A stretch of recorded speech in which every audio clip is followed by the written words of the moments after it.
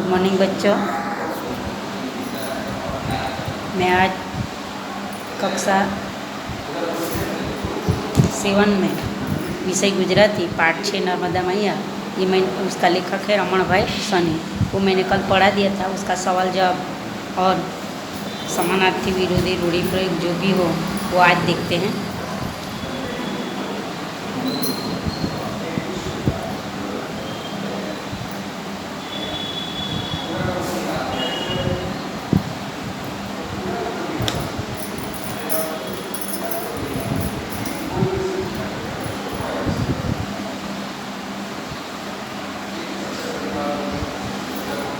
तो शब्द समझूती पहले देखते हैं।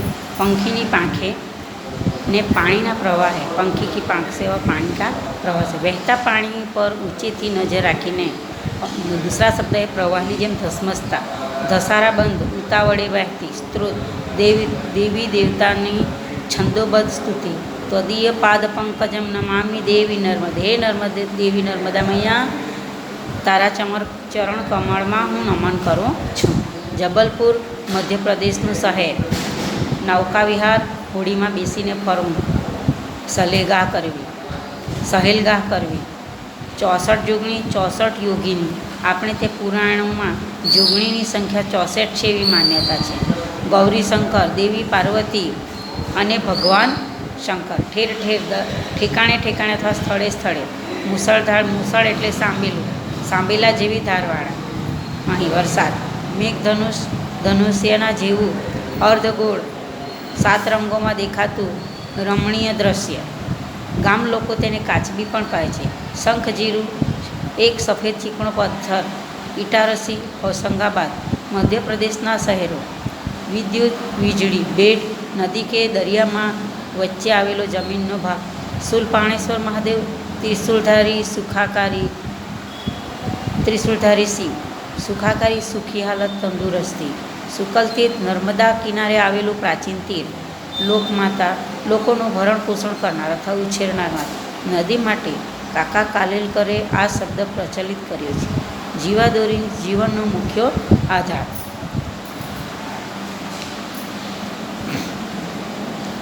રૂઢિપ્રયોગ જોઈએ। સ્વપ્ન ફળવું, ઈચ્છા પૂરી થવી। હવે આપણે સ્વાધ્યાય જોઈએ। નીચેના દરેક પ્રશ્નોના ઉત્તર એક એક વાક્યમાં લખવાના છે। નર્મદા નદી કયા સરોવરમાંથી નીકળે છે? તો જવાબ આવશે નર્મદા નદી એક વિશાળ સરોવર અમરકંટકમાંથી નીકળે છે। નર્મદાનો શું અર્થ થાય? નર્મદાનો અર્થ થાય છે આનંદ, એટલે નર્મ આપે તે નર્મદા। ગુજરાતમાં નર્મદાએ બનાવેલો બેટ કયા નામે ઓળખાય છે? કબીરવડ। તો જવાબ આવશે ગુજરાતમાં નર્મદાએ બનાવેલો બેટ કબીરવડ નામે ઓળખાય છે। નર્મદા નદી કયા શહેર પાસે સાગરને મળે છે? નર્મદા નદી ભરૂચ શહેર પાસે સાગરને મળે છે।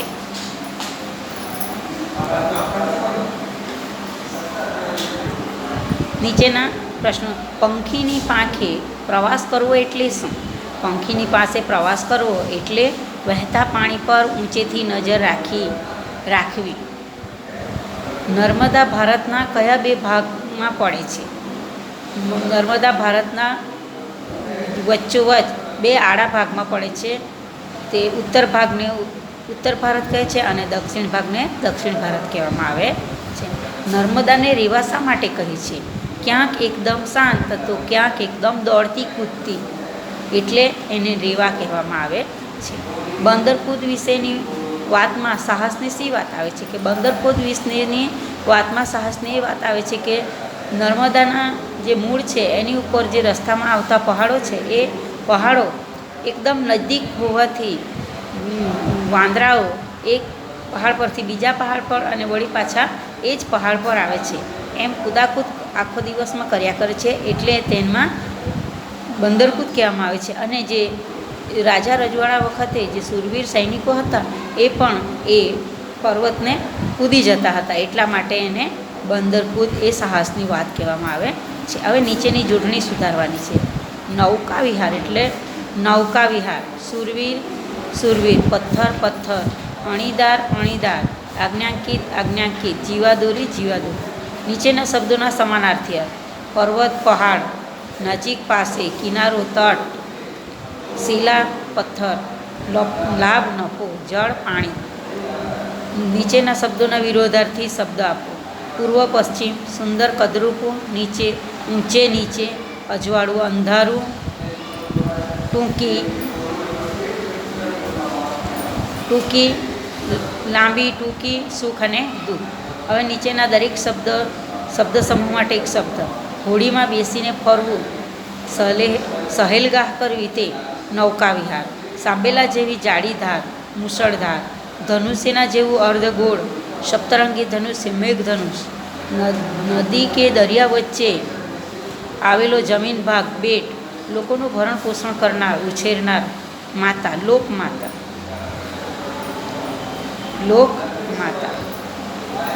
ઉદાહરણ પ્રમાણે બનાવવાનું છે. નર્મદ એટલે નર્મદા, આનંદ આપનારી. સુખ આપનારી. વરદાન આપનારી. શુભાશીષ આપનારી. હર્ષ આપનારી. હવે નીચેના શબ્દોનો વાક્ય પ્રયોગ જુઓ.